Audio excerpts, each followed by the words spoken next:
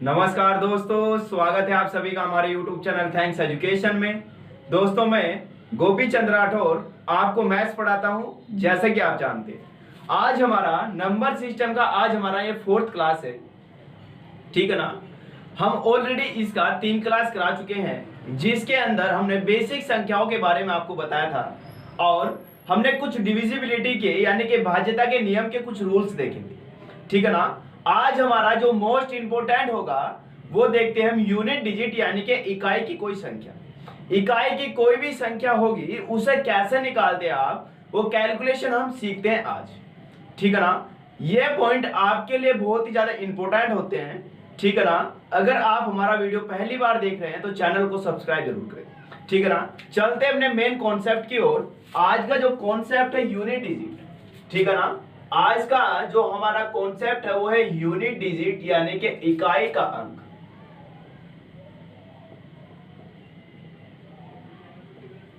ठीक है ना। यूनिट डिजिट देखते हैं। यूनिट डिजिट आप कैसा निकाल सकते हो, कैसे आप फाइंड कर सकते हो क्वेश्चन के अंदर। ठीक है ना। मैंने एक संख्या ली, मान लो देखो क्वेश्चन की मैं फॉर्म में आपको बताता हूं यूनिट डिजिट निकालते कैसे। क्वेश्चन नंबर 1 मैंने लिया। ठीक है ना। क्वेश्चन नंबर 1 लिया, निकाल दे क्या यूनिट डिजिट। मैंने एक संख्या ली 642 गुना 374 गुना 735। या मेरे पास एक संख्या है। ठीक है ना। या मेरे पास एक संख्या है, इस संख्या का इकाई का अंक आपको निकालना। तो वो इकाई का अंक कैसे निकाल सकते हो, या तो आप इस संख्या का इसके अंदर गुणा करो, जो प्राप्त रिजल्ट होगा आप उसकी गुणा इसमें करोगे, तब जाकर आप इसका आंसर निकाल सकते हो। लेकिन नहीं, ऐसा करना बहुत ही मूर्खतापूर्ण होगा भाई। तो ऐसा नहीं करने का। ठीक है। करते क्या है, अगर आपको इकाई का अंक पूछा, यूनिट डिजिट अगर पूछा, तो इकाई का अंक ही आप पकड़ो। इकाई का अंक ही आप पकड़ो और इकाई के अंक को ये देखो, आपके पास गुणा करवा रहा तो गुणा ही करनी है भाई। ठीक है ना। 2 चौक कितना आया, 8 आया भाई। 2 की गुणा आपने 4 में करी, आया कितना, 8।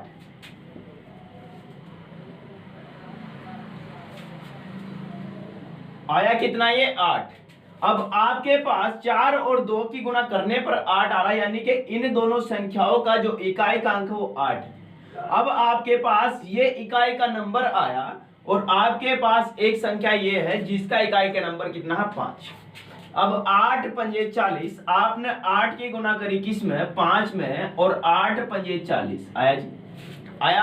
अब आप मुझे ये बताओ, जैसे आपने इसकी गुणा करी, अब इसमें इकाई का अंक क्या है, 0, तो इसका 0 ही क्या होगा, यूनिट डिजिट होगा। बात समझ में आई।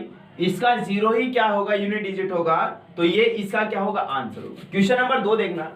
क्वेश्चन नंबर 2 हम अच्छे अच्छे क्वेश्चन देखते हैं भाई, जो एग्जाम के अंदर आपको अक्सर देखने को मिलते हैं।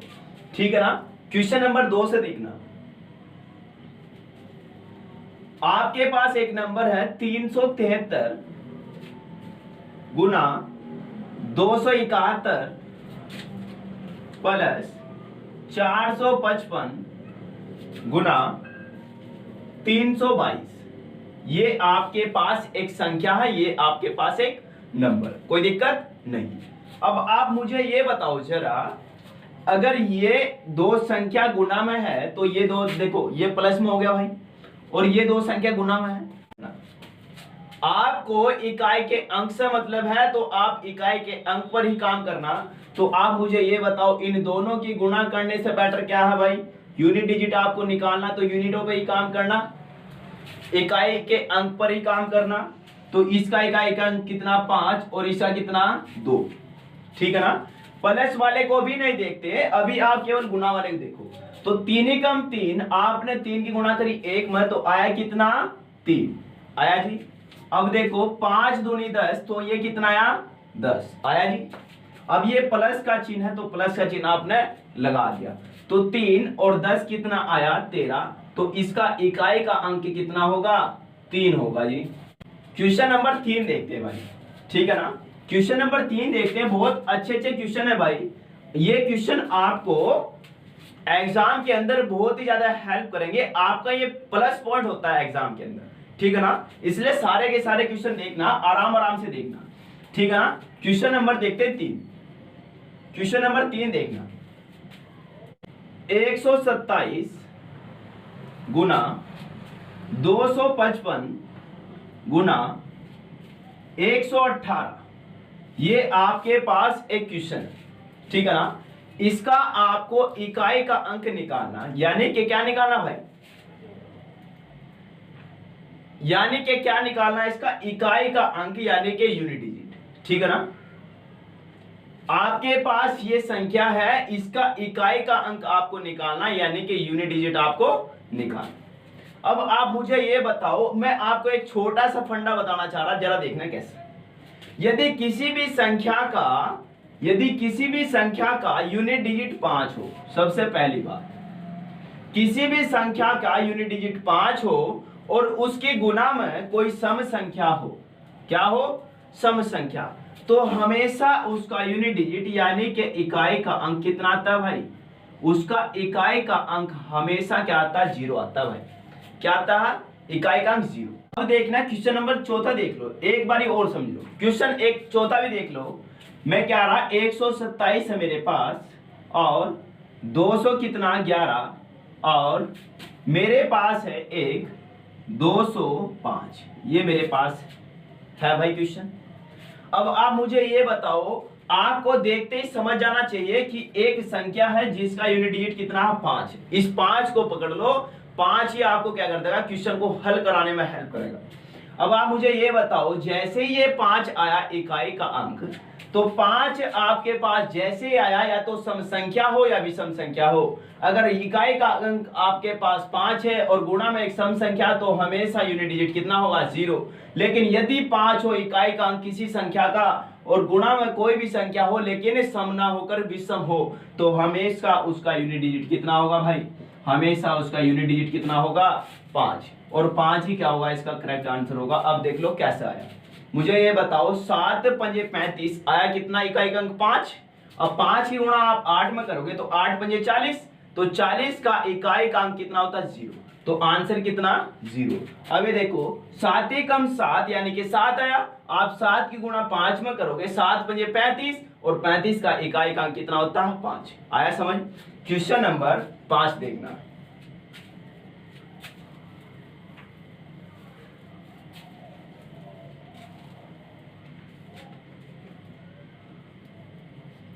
क्वेश्चन नंबर 5 देखना कितना अच्छा क्वेश्चन है, ठीक है ना। 10 फैक्टोरियल का यूनिट डिजिट, क्वेश्चन है आपके पास, 10 फैक्टोरियल का यूनिट डिजिट बताइए। अब फैक्टोरियल क्या होता है जरा समझो, ये होता है फैक्टोरियल कैसे निकालते जरा समझो। अगर 10 आपके पास है तो एक एक घटाते चले जाओ और गुणा करते चले जाओ। देखो 10 में से 1 गया 9, 9 में से 1 गया 8, 7, 6, 5, 4, 3, 2 और 1, ये आपके पास है। कोई दिक्कत है? अब आप मुझे ये बताओ, 10 फैक्टोरियल का यूनिट डिजिट निकालना। मैंने आपको एक बात कही अभी कि यदि कोई संख्या गुणा में 5 हो और उसकी सम संख्या तक गुणा हो रही हो तो कुछ नहीं करने का, गुणा भाग करने कोई जरूरत नहीं है, तो उसका यूनिट डिजिट कितना होगा, हमेशा 0। आया जी समझ? ठीक है ना, ये समझ में आया। तो आपको फैक्टोरियल निकालना होता है ऐसे। तो फैक्टोरियल के अंदर यदि गुणा में कोई भी संख्या 5 हो और उसकी गुणा क्या हो, सम संख्या, तो हमेशा यूनिट डिजिट कितना होगा, 0। बात समझ में आई? बात समझ में आई। अब देखना क्वेश्चन नंबर 6 देखना। आपके पास 1 गुणा 3 गुणा 5 गुणा 7 इस प्रकार से, ठीक है। ये 99 गुणा 101 का यूनिट डिजिट आपको बताना, इकाई का अंक आपको बताना, ठीक है। तो क्या आप इसमें ऐसा गुणा करते जाओगे? नहीं, ऐसा कभी भी नहीं करते भाई। करते कैसे, जरा क्वेश्चन को समझना। अरे गुणा में 5 है, क्या इसके अंदर सम संख्या है? नहीं, सारी की सारी विषम संख्या। जब विषम संख्या है तो आपका यूनिट डिजिट कितना होगा, 5 होगा। बात समझ में आई कि यदि संख्या सम हो और 5 से गुणा हो रही हो तो यूनिट डिजिट कितना होगा, 0। यदि आपकी संख्या विषम हो और उसकी 5 से गुणा हो रही हो तो हमेशा उसका यूनिट डिजिट कितना होगा, 5 होगा। बात समझ में आई? अगला क्वेश्चन क्वेश्चन नंबर 7 देखते हैं। आपके पास आया 529 और 529 की पावर कहा इसने 123 और इसका आपको इकाई का अंक बताना, यानी कि यूनिट डिजिट आपको बताना इकाई का। ये आपके पास प्रश्न, ठीक है जी। अब आप मुझे ये बताओ 529 की पावर 123 है और उसका आपको यूनिट डिजिट निकालना, यानी कि इकाई का अंक आपको निकालना। क्या आप इस क्वेश्चन का इतना पावर आप कैलकुलेट करोगे भाई? नहीं ना। तो मैं देखो एक आपको छोटा सा फंडा बता रहा, एक ट्रिक से बता रहा हूं आपको, ठीक है ना। एक ट्रिक से मैं आपको बताता हूं, ठीक है ना। जरा समझना, क्वेश्चन की फॉर्म में मैं आपको बताने की कोशिश करूंगा। एक नोट देख लेना, ये नोट पॉइंट आपको हमेशा हर एक क्वेश्चन में हेल्प करेगा, ठीक है ना। यदि कोई संख्या हो, कोई नंबर आपके पास हो, सबसे पहली बात, यदि कोई संख्या यानी कि नंबर आपके पास हो और उसकी पावर क्या हो n, ठीक है ना। तो आपके पास कोई भी एक संख्या है और उसकी पावर है क्या n, तो उसका यूनिट डिजिट निकालने के लिए एक फंडा देखो। तो सबसे पहले इसका आप यूनिट डिजिट ले, यूनिट डिजिट यानी कि इकाई का अंक। तो इसका कोई भी इकाई का अंक हो, 0 से लेकर 9 तक का कोई भी इकाई अंक हो, तो वो आप ले लोगे, ठीक है ना। और आप सबसे पहले क्या करोगे काम, जो इसकी पावर दे रखी ना, पावर, यदि या पावर यानी कि n यदि 4 से पूरी तरीके से विभाजित हो जा, पूरी तरीके से विभाजित हो जा मतलब शेषफल कितना हो 0, शेषफल क्या हो 0, तो हमेशा इस 0 के स्थान पर 4 यूज करते हैं, यानी कि 4 को इस्तेमाल करते हैं। बात समझ में आई? यदि ये संख्या 4 से पूरी तरीके से कट जा, तो आप 0 के स्थान पर, शेषफल के स्थान पर हमेशा क्या यूज करोगे भाई? 4 यूज करोगे। वरना 4 से आप उस संख्या को, जैसे ही पावर को क्या करोगे, आप डिवाइड करोगे और जो भी शेषफल आपके पास होगा तो आप उसे यूज करोगे। बात समझ में आई? अब आप मुझे ये बताओ, क्वेश्चन का फंडा आपको समझ में आया? अब क्वेश्चन क्या कह रहा, क्वेश्चन को जरा समझ लेना बात, ठीक है ना। ये क्वेश्चन आप समझना कैसे होगा क्वेश्चन। अब आप मुझे ये बताओ, इसका इकाई का अंक कितना भाई? इसका इकाई का अंक कितना है? 9। इसका इकाई का अंक 9 है। इसकी पावर यानी कि 123 को आपको करना किससे डिवाइड? 4 से। 529 पूरा नहीं लेना, इसका इकाई का अंक आपने लिया कितना? 9 आया जी।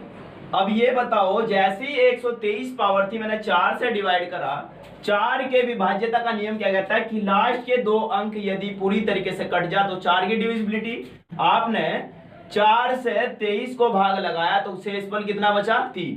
तो यानी कि 9 की पावर कितना बच गई भाई? 3। क्योंकि अगर 4 से पूरी तरीके से विभाजित हो जाता तो आप 4 यूज करते, ये नहीं कटा भाई। तो आपने 4 से जैसे 123 को भाग लगाया तो आपका शेषफल कितना है? 3। तो अब आप मुझे ये बताओ, 9 की पावर 3 मतलब 9 गुना 9, यही तो होगा भाई, 9 गुना 9। अब मुझे ये बताओ, नम 81, 81 का इकाई का अंक 1। अब 1 की गुणा आप 9 में करोगे तो 9 का 9, तो आया कितना? इकाई का अंक 9। बात समझ में आई? अब मैं 9 के लिए एक छोटी सी ट्रिक बताता हूं आपको। यदि आपके पास इकाई का अंक 9 हो और उसकी पावर क्या हो? विषम। इकाई का अंक 9 हो और उसकी पावर हो विषम, तो हमेशा आपका यूनिट डिजिट कितना होगा? 9 होगा। यदि आपके पास 9 हो और उसकी जो पावर हो वह कितनी होनी चाहिए? सम होनी चाहिए, तो हमेशा उसका इकाई का अंक कितना होगा? 1 होगा। बात समझ में आई? ठीक है ना। अब बढ़ते हैं अगले क्वेश्चन की ओर। अगला क्वेश्चन देखना, ये आपके बहुत ही डेंजर क्वेश्चन बन जाते हैं भाई एग्जाम के अंदर, ठीक है ना। क्वेश्चन नंबर अगला देखना, क्वेश्चन नंबर 8। 8वां क्वेश्चन देखना कैसे होगा। आपके पास है 573 की पावर 45 प्लस 131 की पावर 23, ये आपके पास है, ठीक है ना। ये आपके पास क्वेश्चन है, इसका इकाई का अंक आपको बताना, यूनिट डिजिट आपको बताना। तो मुझे ये बताओ, मैंने क्या कहा कि पावर कुछ भी हो, आप क्या करना, काम करना पावर पर। तो इकाई का अंक इसका लिया मैंने 3, ये ले लिया।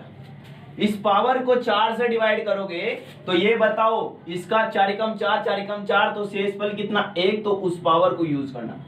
बात समझ में आई? अब एक है इकाई का अंक, पावर कुछ भी हो, पावर कुछ भी हो, इकाई का अंक 1 है, तो हमेशा कितना होगा? 1 ही होगा, होगा ना 1। अब आप मुझे ये बताओ 3 की पावर अगर 1 करोगे तो 3 एकम 3 ही होगा, और 1 इसमें जोड़ दोगे तो आवा कितना? 4। तो यानी कि इकाई का अंक इस क्वेश्चन में क्या होगा? 4 होगा। बात समझ में आई? इकाई का अंक इस क्वेश्चन में क्या होगा? 4 होगा। क्वेश्चन नंबर अगला देखना भाई, ठीक है ना।